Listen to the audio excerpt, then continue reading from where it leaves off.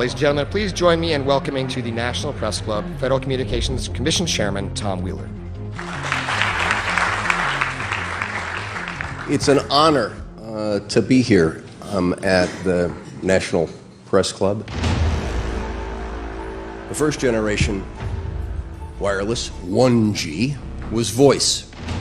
The second generation, 2G, allowed both talk and text. The third generation, 3G, the internet, in a limited way. And today's technology, 4G, completed that digital migration. But if anyone tells you that they know the details of what 5G is going to become, run the other way. I have to tell people 5G is a killer. I'm Mark Steele, anybody who hasn't heard me. I'm a weapons systems head-up display expert, one of the leading experts in the world. I've actually broke cover in relation to this, and the reason I became an expert was because I invented them. What I'm going to say to you today, do not believe a single word I say. Not one. I want you to do your own research. You'll find it's absolutely terrifying. You must consider the whole part played by electricity in nature. Human beings cannot go on developing in the same way in an atmosphere permeated on all sides by electric currents and radiations. It has an influence on the whole development of man. This life of men in the midst of electricity, notably radiant electricity, will presently affect them in such a way that they will no longer be able to understand the news which they receive so rapidly. The effect is to damp down their intelligence. Such effects are already seen today. Even today, you can notice how people understand the things that come to them with far greater difficulty than they did a few decades ago. Rudolf Steiner, 1924. Rudolf Steiner noted that in 1924, since then our atmosphere has become far more permeated with electric waves of widely diverse types. There's no doubt now that electric waves, electromagnetic forces, cause direct biological effects. There's thousands of peer-reviewed papers on this subject. There's no doubt about it. But what are these effects? How are they affecting us? What can we do about it?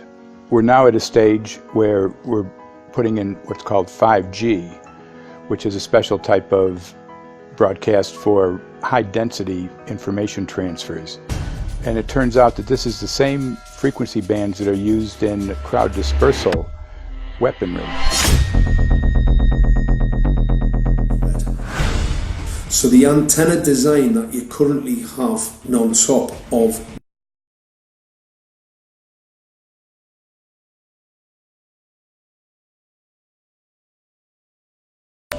Well, I joined the Royal Navy in 1960, and I specialised in microwave warfare. Radar, obviously, which uses microwave, but they don't just teach you radar, they teach you all about microwaves and other uses.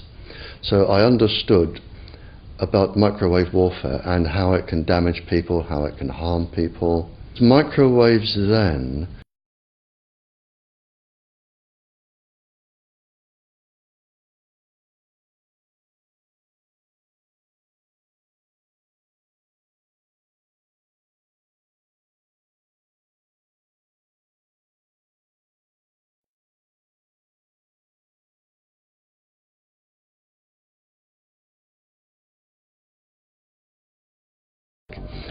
it goes on all over the world, and it's a weapon that you don't know you're being targeted because the dose is very, very low, which is actually more dangerous than a high dose.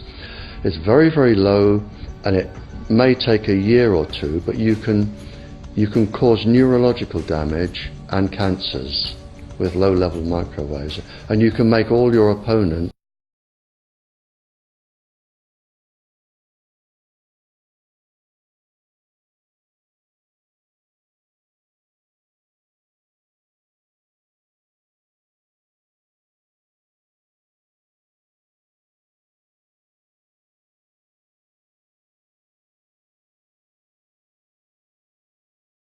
indifferent to ourselves, to others. We are focused only on our own gain. Please understand, they are safe as long as they are not discovered. Keep us asleep, keep us selfish, keep us sedated. Yes, 5G will connect.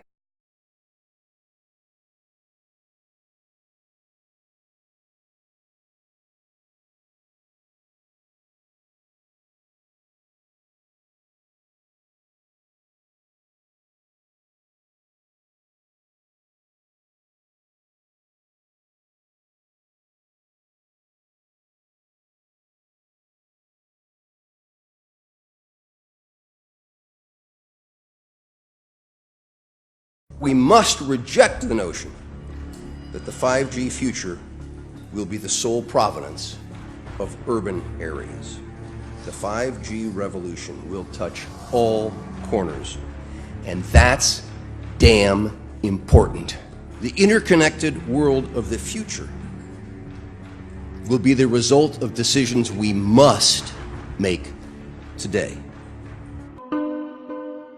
I'm Sharon Goldberg. I'm an internal medicine physician. I've practiced medicine for 21 years, and my background is mostly academic, internal medicine, hospital-based, clinical research, and medical education. I'm a certified Microsoft small business specialist. I worked on space station designing the cabling system for the airlock module, where I was responsible for EMI, EMC analysis, which is electromagnetic interference, electromagnetic compatibility. I am a professor in the Department of Epidemiology, Biostatistics, and Occupational Health, and I teach there both toxicology and health effects of electromagnetic radiation. My name is Daphne Tachover, and I'm the founder of an organization called We Are the Evidence. We are an organization that represents the many adults and unfortunately many children who have become very sick from wireless technology radiation. There seems to be a couple false Easter eggs being put out there right now. I want to make sure we dispel that right off the gate. The effects of wireless on health scientifically are very, very clear. So it's always pushed back to the definition of an acceptable level of radiation. And that's what this is, by the way. This is about radiation. Wireless radiation has biological effects, period. My name is Dr. Angie Kolbeck. I've been reviewing the studies showing the impacts of wireless radiation on our health, and there are now thousands of studies showing the following adverse health impacts to wireless radiation: cancer, oxidative damage, DNA failure. Things like memory, dizziness, anxiety, brain fog. Headaches, nosebleeds, cognitive problem, exhaustion. We have it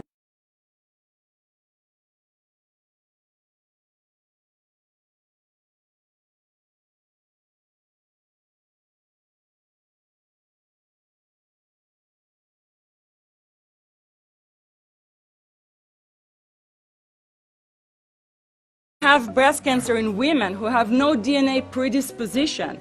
Disrupted immune function and change in stress proteins, reproductive and fertility effects. There are dozens and dozens of studies that show beyond any doubt what this radiation is doing to our sperm. Now, if you take the cell phone out of your pocket, the sperm will recuperate within 3 to 4 months. What would not recuperate would be the damage to the DNA of the sperm. That is irreparable.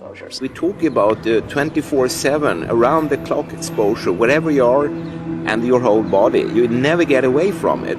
And it seems from our studies that maybe your immune system can cope with for a time, but it will deteriorate. Then the irradiation will definitely damage cells at a deeper level, and the question is what will then happen. These are out of peer-reviewed papers, so these are not just hypochondriacs thinking that they're doing it. We're having real problems with this. This is no longer a subject for debate when you look at PubMed and the peer-reviewed literature.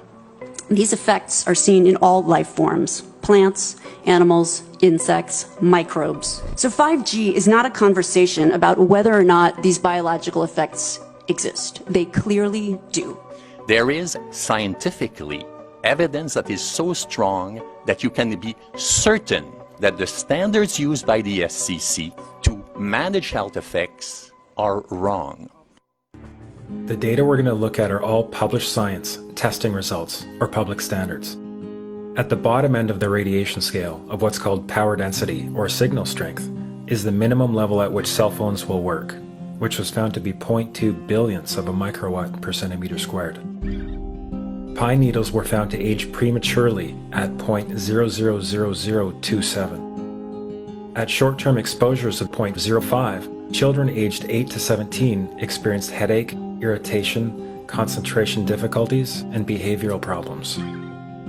Point 1 is the biobiology or building biology guideline for extreme concern.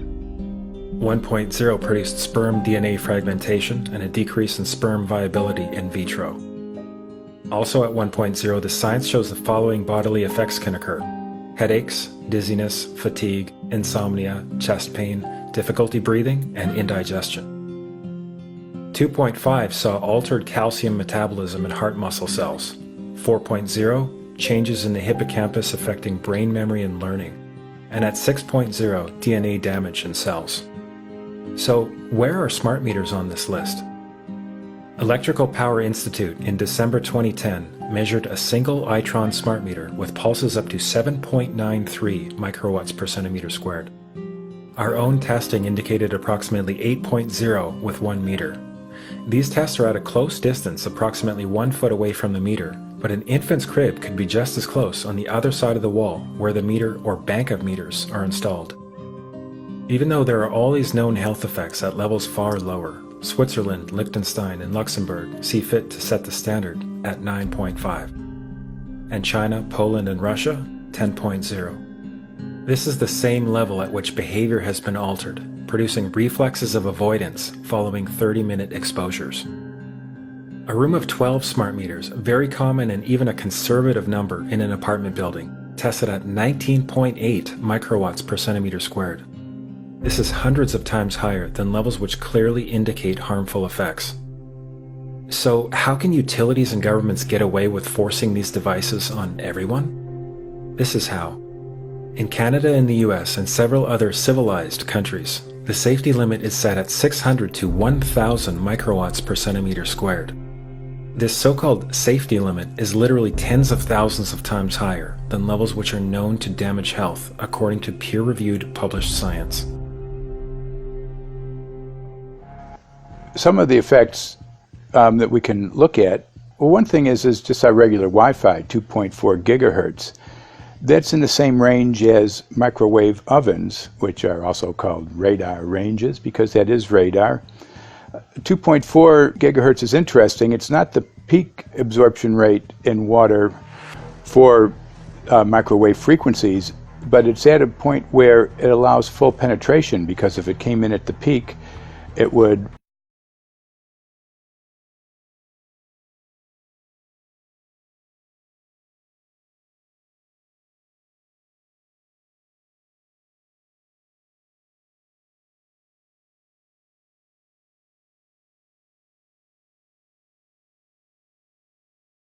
is the frequency of oxygen molecule absorption. Since they have electrons that they share with each other, what we breathe is actually O2, pair of oxygen. So being bombarded with 60 gigahertz could very well impair our oxygen absorption rate in our body, and thereby the whole basis of our living system. Martin Pall says, putting tens of millions of 5G antennas without a single biological test of safety has to be about the stupidest idea anyone has had in the history of the world. So assessing all this, we have experts in various fields: military EMF weaponry, biological effects on humans, firefighters that are getting cognitive impairment by being there in them, countries that are banning these sort of technologies around schools because of the impairment to cognitive. Let's weigh that up in light of what Rudolf Steiner said in 1924 about just mere radio causing the impairment of cognitive functions on people, that they can receive news from around the world, but they can't understand it as well because of the effect of the electricity.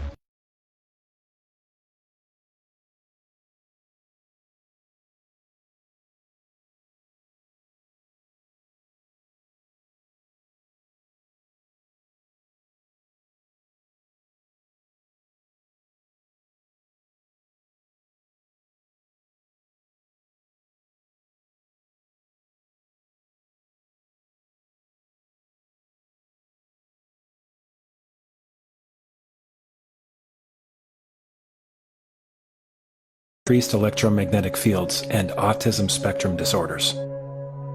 We took 10 autistic children and went back to the sleeping location where the mother was when she was pregnant with that child and compared it with the sleeping location of a mother that gave birth to healthy children. We had 10 mothers in that group, 10 mothers in this group.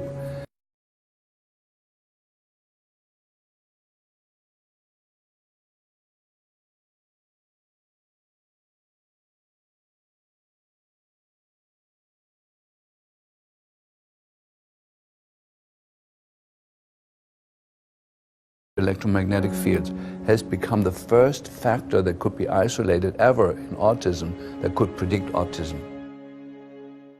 First of all, you have to know that we know that the other EMFs that we're exposed to are already known to be health risks. And basically that 5G, because of the frequency that's going to be used and because of the extraordinarily high pulsation levels that will be used, is a much bigger threat to our health than the things that we already have, which are very substantial threats to our health. We're not just talking about the intensity. We're talking about the frequency and the very high level of pulsations. There's a huge literature which shows that pulsed EMFs that pulse up and down very rapidly, are in most cases much more biologically active than our non-pulsed EMFs. Every single wireless communication device communicates via pulsations, but the industry completely ignores this issue.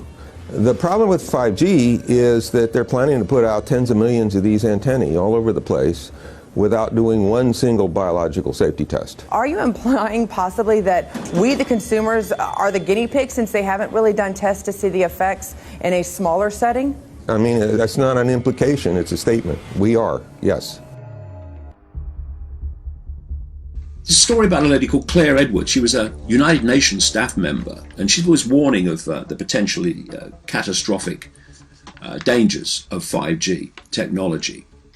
I took the issue to the UN Secretary General, Antonio Guterres. He is a physicist and electrical engineer and lectured on telecommunication signals early in his career, yet asserted to me that he knew nothing about the dangers of 5G. Current public exposure levels are at least 1 quintillion, that's 18 zeros, 1 quintillion times above natural background radiation, according to Professor Olle Johansson of the Karolinska Institute in Sweden.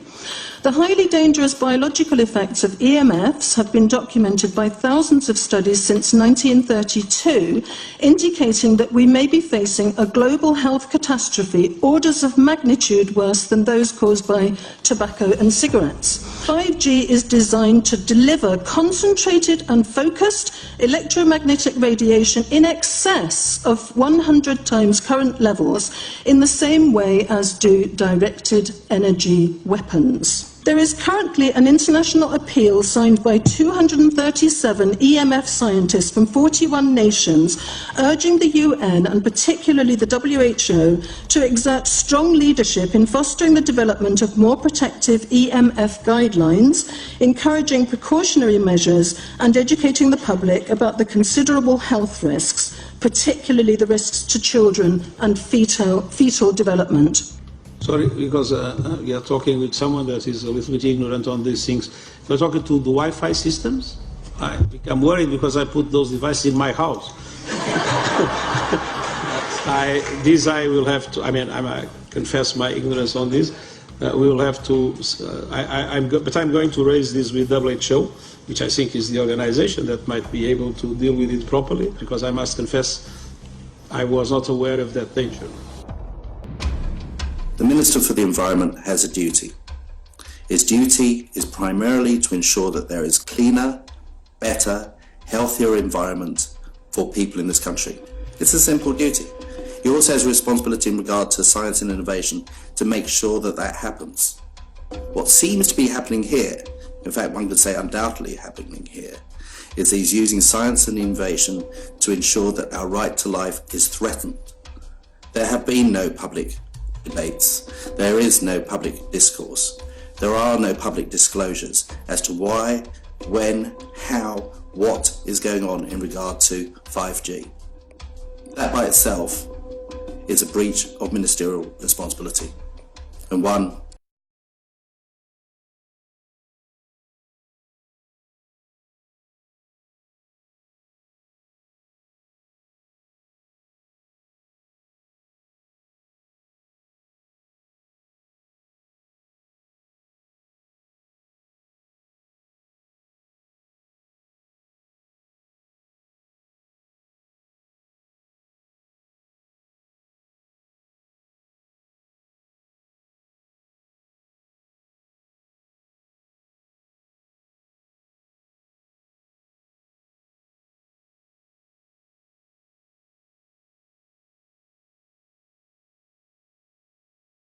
power receiving a usage signal that will then go to the utility company for supposedly billing purposes. Not all signals will just be about your individual use. There will be aggregate meters that will bounce signal from house to house to house within a neighborhood that will then accumulate all of the usage data that will transmit that to the utility company. Now, what